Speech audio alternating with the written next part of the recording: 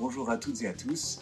Je suis Florian Jousse, directeur artistique de la compagnie Tilaosis et je viens de l'île de la Réunion. Alors peut-être vous ne savez pas forcément où c'est l'île de la Réunion, et c'est une petite île française qui est à côté de l'île Maurice, à côté de Madagascar, la grande île, et donc vous avez l'est de l'Afrique, Madagascar, et ce petit archipel, l'île qui est dans un petit archipel, qui s'appelle l'archipel des Mascareignes. Et cette île-là a une histoire très intéressante parce qu'elle est au confluent de plusieurs civilisations. Elle s'est bâtie au départ sur un système esclavagiste et colonisateur. Et on a des choses en commun avec plusieurs autres territoires dans le monde. Et finalement, dans mes projets, j'aime bien aborder ces thèmes-là.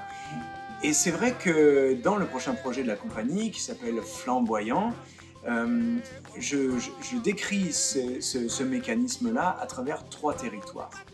Mais d'abord, je dois repartir un petit peu en avant pour vous expliquer l'histoire de ce projet et pourquoi je suis là, en fait, aujourd'hui. Alors, je suis là grâce à une résidence qui m'est permise, résidence faite par la Villa Albertine, et permise grâce à cette institution, et qui me permet de faire des recherches avec Porto Rico pour trouver justement des points communs entre nos territoires. Alors là, j'en ai déjà trouvé quelques-uns déjà, par la musique, et puis la bomba et notre maloya, qui est franchement une sorte de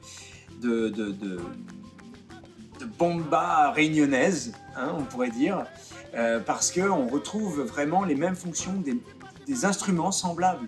Hein, j'ai appris hier que vous aviez à Porto Rico le bois ou le foie, et on a la même chose, et ça s'appelle le sati à La Réunion.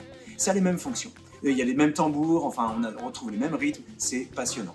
Mais ma recherche aussi consiste à voir quelles sont les résiliences culturelles. Alors je m'explique, c'est comment les artistes en fait ont mis en place des systèmes de résistance à travers leur art, qu'ils soient visuels, picturaux, théâtraux, je sais pas, ça peut passer par les mots aussi, et par la musique bien sûr.